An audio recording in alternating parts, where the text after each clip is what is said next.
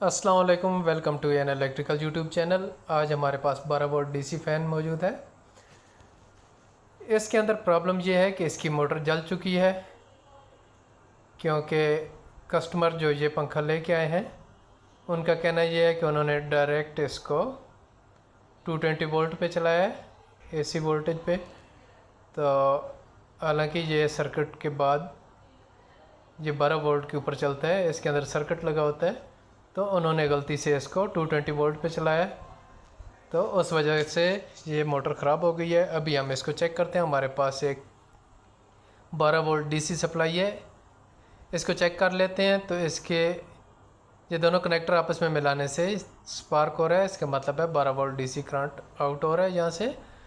तो यहाँ पे अभी हम इसके दोनों तारों के साथ लगा के चेक करते हैं। तो यहाँ पे भी स्पार्किंग हो रही है, करंट पास हो रहा है, लेकिन आगे मोटर चल नहीं रही। अभी हम इसको खोल के चेक करते हैं, इसके पर को घुमा के चेक करते हैं, शायद पर घुमाने से ये चलना शुरू कर दे, लेकिन ये बिल्कुल जाम है। अभी हम इसके पर उतार लेते हैं। पर उतारने के लिए इसके सेंटर में लगी हुई शाफ्ट को हम थोड़ा सा पीछे प्रेस करेंगे, या परों को हल्का सा आगे खींचने से भी ये शाफ्ट निकल जाएगी। तो हम स्क्रू ड्राइवर की मदद से इस शाफ्ट को हल्का सा प्रेस करके रखते हैं और परों को ऊपर की तरफ खींचते हैं। ये हम स्क्रू ड्राइवर से इसको प्रेस कर रहे हैं और पर को ऊपर करने से ये पर बाहर आ गया। इसकी शाफ्ट बिल्कुल बारीक है, उसके ऊपर एक बुश लगा हुआ है जो पर के साइज़ के बराबर करने के लिए यहाँ पे लगा हुआ है। इसको हम खींचेंगे, खींचने से ये भी बाहर आ जाएगा। यहाँ पे ये बुश भी बाहर आ चुका है। अभी हम इस मोटर को बाहर निकाल लेते हैं। मोटर को बाहर निकालने के लिए फ्रंट पे लगे हुए दो स्क्रू खोलेंगे। ये दो स्क्रू हम खोल लेते हैं। ये हमने दो स्क्रू खोल लिए हैं। उसके बाद इसकी बैक साइड पे कवर लगा हुआ है, उसके ऊपर भी 3 स्क्रू लगे हुए हैं। इन तीनों स्क्रू को खोल के मोटर को बाहर निकाल लेते हैं। मोटर निकालने के बाद हम मोटर को चेक करेंगे कि मोटर के अंदर फॉल्ट क्या है, किस वजह से ये नहीं चल रही।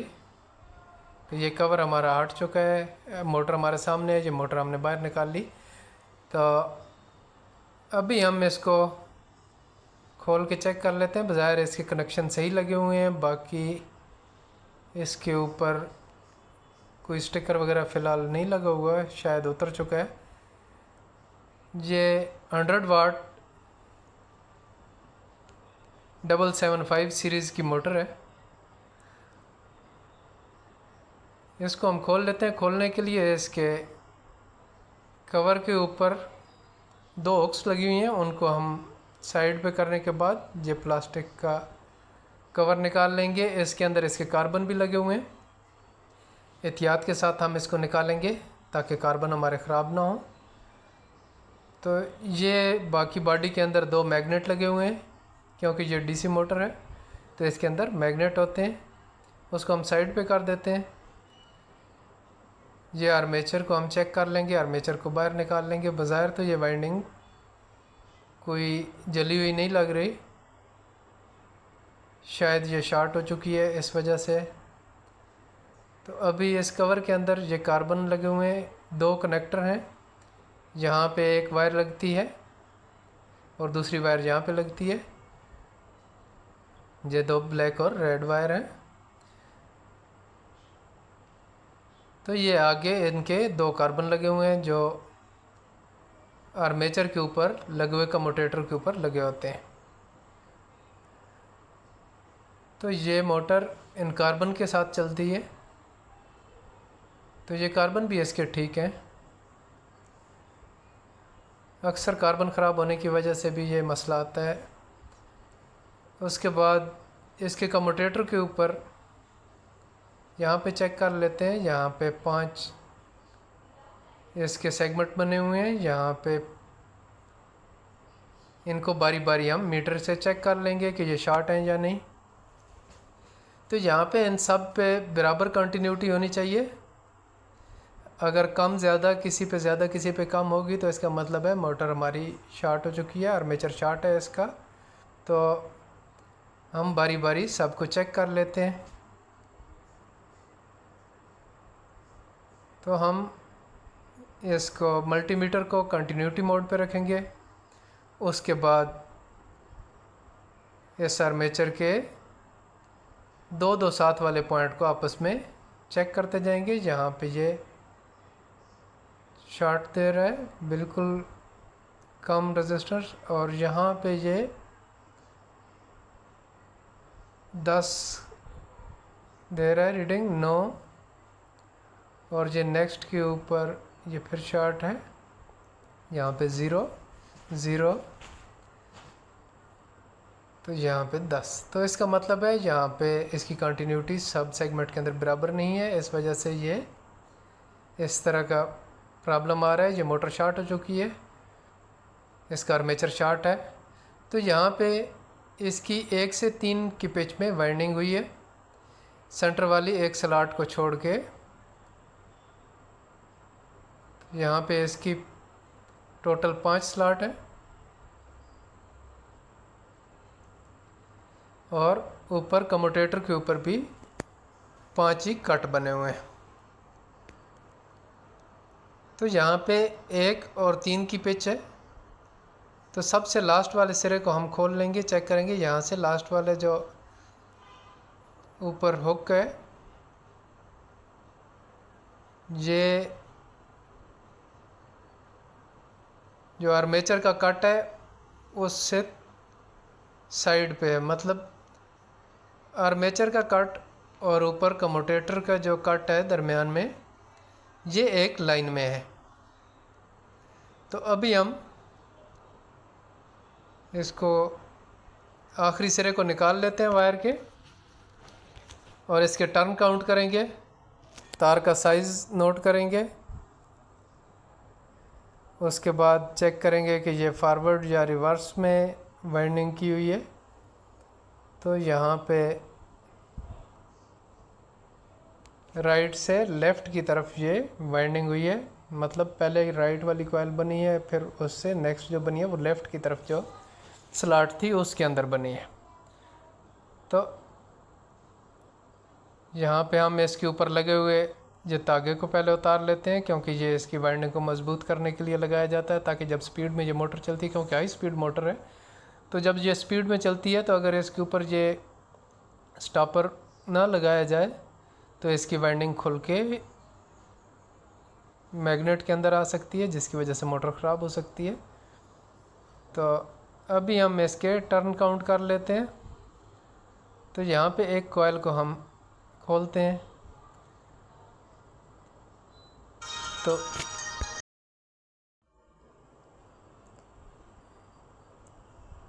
यहाँ पे हम एक कॉइल के टर्न काउंट करते हैं। तो इसके अंदर जो तार का साइज़ इस्तेमाल हुआ है उसका भी गेज करेंगे। आपसे रिक्वेस्ट है कि वीडियो को एंड तक देखते रहें ताकि आपको मुकम्मल समझ आए, और इस वीडियो के अंदर मैं इसके मुकम्मल टर्न, इसकी तार का वेट और इसका साइज़, ये पूरी इन्फॉर्मेशन आपके साथ शेयर करूँगा। तो यहाँ पे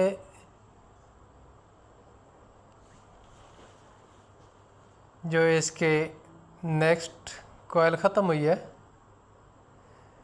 तो इससे पिछला जो हुक है, इससे पहले वाली, उसके ऊपर इसका एंड हुआ है, मतलब जहाँ से जिस स्लॉट से इसका स्टार्ट हुआ है उसी के सामने वाली हुक से इसका कनेक्शन स्टार्ट हुआ है, और जिस साइड पे एंड हुआ है उसी के ऊपर इसका लास्ट एंड वहाँ पे जुड़ा है। तो अभी हम पहले कम्यूटेटर को चेक कर लेते हैं कि कम्यूटेटर शॉर्ट तो नहीं है।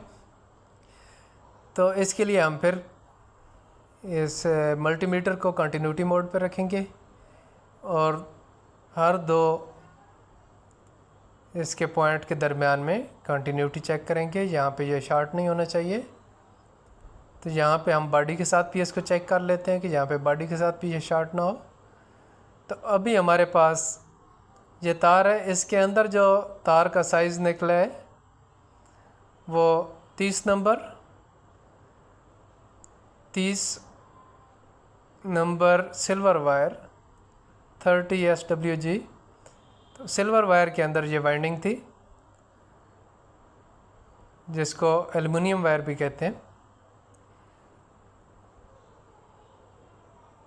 तो यहाँ पे इसके अंदर जो टोटल टर्न थे वो थे 65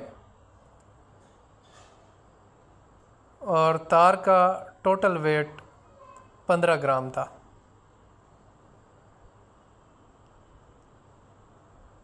यहाँ पे हम इसके अंदर 65 टर्न देने के बाद यहाँ पे इसको वायर को हल्का सा छील लेते हैं, क्योंकि यहाँ पे इसको हमने कनेक्ट करना है। तो यहाँ से नेक्स्ट कॉयल हम बनाएंगे 1 से 3 की पिच में, क्योंकि एक सेंटर में जो स्लॉट छोड़ के उससे बनाई थी, अभी हम लेफ़्ट की तरफ अगले कॉयल बनाएंगे। एक जो पहले कॉयल बनाई है उसके सेंटर वाला जो स्लॉट खाली रह गई थी उसके अंदर, और एक सबसे लेफ़्ट वाले, इन 2 स्लॉट के अंदर हम कॉयल बनाएंगे। इसी तरह हम नेक्स्ट शिफ्ट करते जाएंगे। इसके अंदर टोटल 5 कॉयलें हैं। यहाँ पे टोटल 5 कॉयल हैं।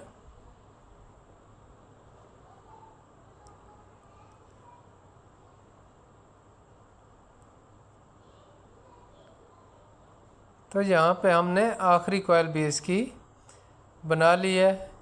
यहाँ पे इसको हम कट कर लेंगे। ये वायर हमने यहाँ पे कट कर ली है। उसके बाद ये जितने इसके पॉइंट हैं जहाँ पे इसके कनेक्ट हुए हैं वायर्स, इनको हम प्रेस कर लेंगे ताकि इसका कनेक्शन मज़बूती से हो सके। उसके बाद हम इसको चेक कर लेते हैं कि ये सब पॉइंट्स के दरमियान में इसकी कंटिन्यूटी बराबर है या नहीं। तो यहाँ पे ये तकरीबन सब पे 9 से 8 के दरमियान में ये इसकी कंटिन्यूटी है। तो इसका मतलब है कि ये हमारी मोटर अभी सब के ऊपर बराबर मैग्नेट बनेगा। तो अभी हम दोबारा इसके कार्बन वाली साइड पहले इसके अंदर फिट कर लेते हैं, क्योंकि अगर हम आर्मेचर को पहले दूसरी साइड से फिट कर लेंगे तो फिर कार्बन फिट करना बड़ा मुश्किल हो जाता है, वो कार्बन इसके टेढ़े हो जाते हैं। पहले कार्बन वाली साइड को फिट कर लेना है, उसके बाद दूसरे मैग्नेट वाले कवर वाली साइड पे हम उसको फिट करेंगे। यहाँ पे इसको, क्योंकि मैग्नेट होता है अंदर, इसको मोटर को थोड़ा मजबूती से पकड़ के आर्मेचर को उसके बाद प्रेस करना पड़ता है। यहाँ पे मैंने एक निशान लगा लिया था जहाँ से मोटर खोली थी। तो यहाँ पे अभी ये मोटर दोबारा उसी जगह पे फिट कर दी है। अभी यहाँ पे जो 2 हुक्स हमने खोली थी इसको दोबारा प्रेस कर देते हैं। प्रेस करने के बाद हम इसको 12 वोल्ट डीसी सप्लाई के साथ चेक करेंगे। तो यहाँ पे हमारे पास ये 12 वोल्ट डीसी सप्लाई है, इसके साथ चेक करते हैं। तो ये मोटर हमारी बेहतरीन चल रही है।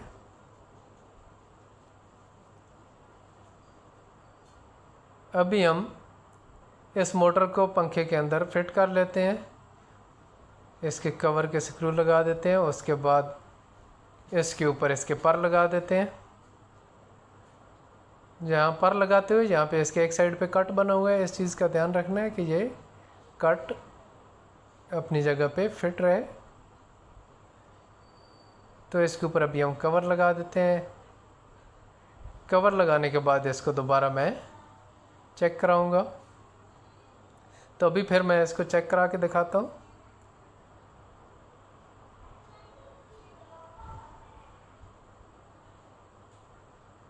तो ये हमारा पंखा बेहतरीन काम कर रहा है। उम्मीद करता हूँ ये वीडियो आपको पसंद आई होगी। ऐसी इन्फॉर्मेटिव वीडियो देखने के लिए हमारे चैनल को सब्सक्राइब, लाइक और शेयर ज़रूर करें। मिलते हैं नेक्स्ट वीडियो में, तब तक के लिए अल्लाह हाफिज़।